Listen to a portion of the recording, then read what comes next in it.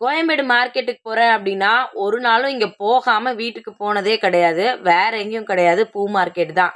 உண்மைய சொல்லணும் அப்படின்னா, வெஜிடபிள்ஸ் வாங்க தான் அவர கூட்டிட்டு போவேன். ஆனா, ஃபர்ஸ்ட்டு போறது என்னமோ பூ மார்க்கெட் தான். அது என்னமோ தெரியல. இந்த பூவெல்லாம் பார்க்கும்போது எனக்கு அவ்ளோ சந்தோஷமா இருக்கும்.